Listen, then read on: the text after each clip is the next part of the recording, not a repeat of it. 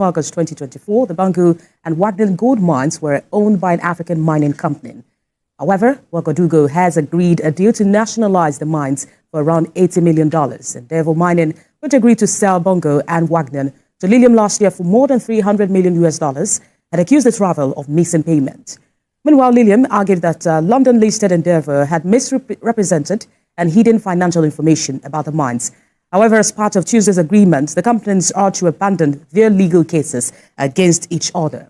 The nationalization follows a growing pattern of African governments, especially those under military hunters, attempting to exert greater control over their natural resources. Over the past year, Captain Ibrahim Traoré has taken a series of bold steps to try and nationalize Burkina Faso's gold sector. In August 2024, his government nationalized two major gold mines, Bungu and Wagyon, at a cost of $80 million. In November 2023, the Council of Ministers approved the construction of the country's first national gold refinery. So Burkina Faso could now process its own gold, not just export raw material.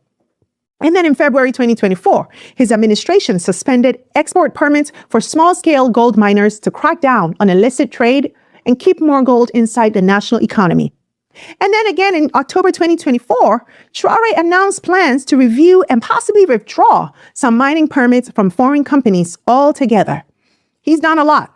And all these actions tell us that this government is trying, at least publicly, to shift from simply exporting raw gold to actually controlling, processing, and benefiting from its natural resources. And that makes this new deal with Nordgold even more interesting because it shows how Burkina Faso is trying to balance national control with strategic foreign partnerships. So now that we have that context, let's take a closer look at the deal itself. The project is called the Naou Gold Project. It's located in Burkina Faso's Plateau Central region, specifically in Kourigo province. It covers about 52.8 square kilometers, a significant site for industrial gold mining.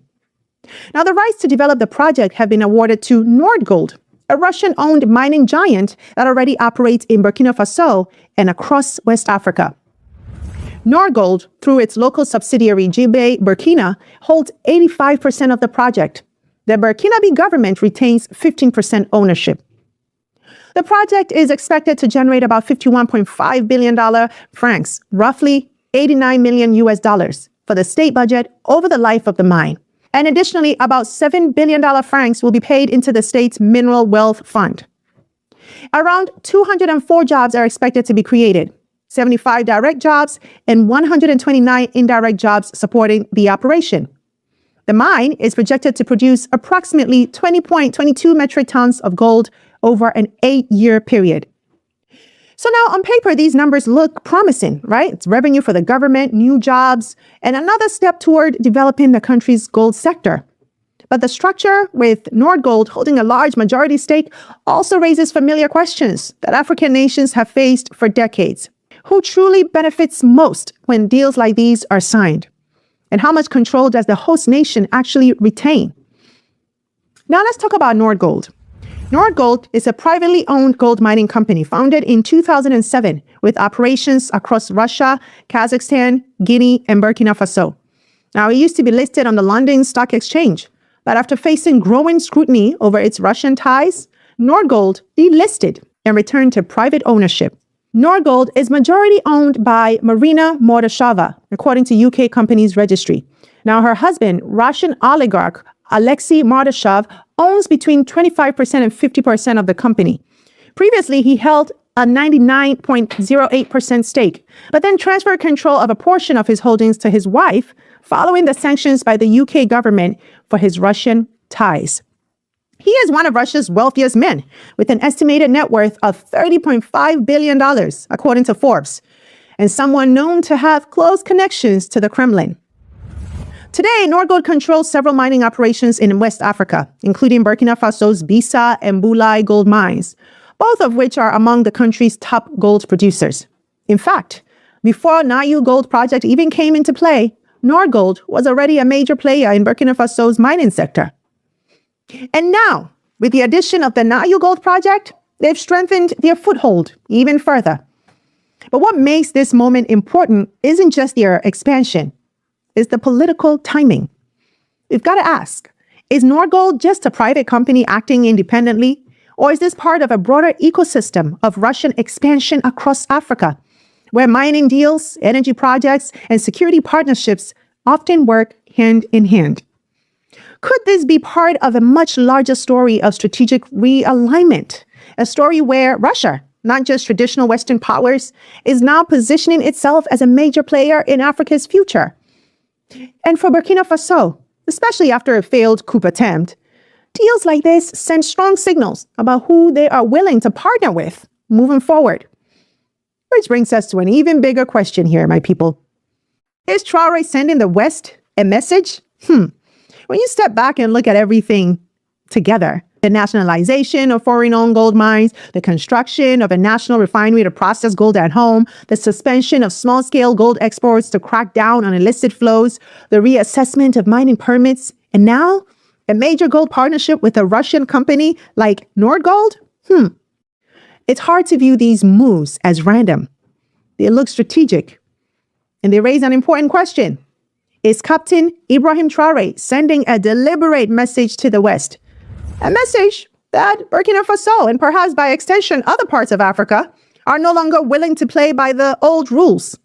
A message that the era of Western control over Africa's resources through foreign-owned companies, lopsided contracts, and political pressure is being openly challenged? Of course, we have to be clear. Russia is not operating in Africa out of pure friendship either, right? Like any major player, Russia is pursuing its own strategic and economic interest. But for many African nations, having new players at the table offers the possibility of leverage they haven't had in decades. It creates space to renegotiate old arrangements and to assert greater control over their natural wealth. And for Traoré, who faces both internal and external pressures, building alliances beyond the traditional Western sphere could also be seen as a survival strategy. So whether you view these moves as bold steps towards sovereignty or as risky maneuvers that could create new dependencies, hey, one thing is clear.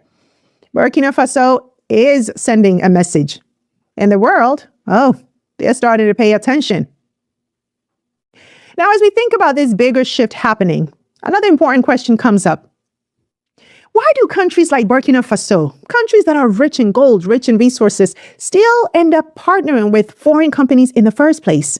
Why not just mine their own gold, right? Refine it and control the entire value chain themselves? It's something I think about a lot. And it's a powerful question.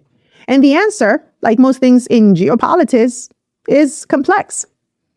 Here are a few key reasons. Number one, capital investment. Mining at an industrial scale requires massive upfront investment. We're talking about hundreds of millions of dollars for exploration, equipment, transportation, security, and environmental protections. Many African governments simply don't have that kind of capital on hand. And number two, technical expertise.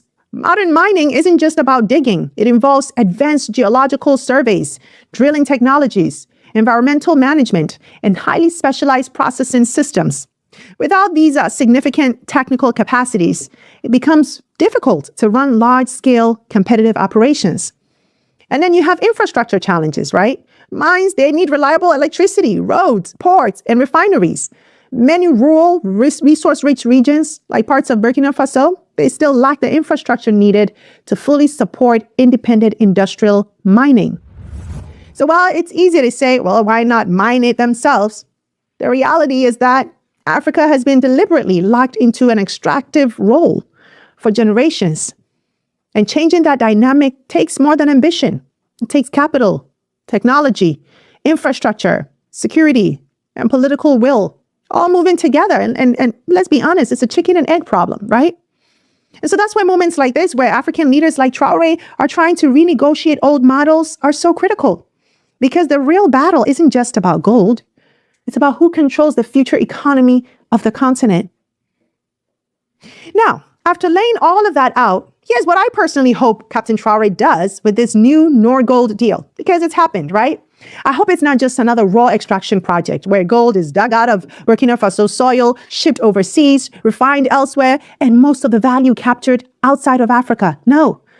I hope part of this new agreement, this new deal, requires Nordgold to process a significant amount of that gold right here in Burkina Faso, through the new national gold refinery that Traore's government has already approved. Because if they can create value at home, if they can refine it, package it, brand it, sell finished products rather than just raw materials, it changes the entire economic equation. It means more jobs, more skills transferred, more revenue staying in the country, and more real sovereignty over the nation's wealth. In other words, it's not just about digging gold out of the ground. It's about owning the full value chain from the mine to the market. And my people, that's how you break the cycle. Not just by controlling resources, but by controlling the value that those resources create. So where do we go from here? As we've seen, this gold deal between Burkina Faso and Nordgold is about much more than mining rights. It's about control, it's about leverage, and it's about whether Africa, after centuries of extraction, can finally start capturing the full value of its own wealth. Captain Traore has made bold moves to reclaim Burkina Faso's gold. But bold moves alone aren't enough. It's the terms of the deals, the ownership of the value chain, and the intentionality behind the partnerships that will decide whether this moment leads to real sovereignty or just a new form of dependency wearing a different face.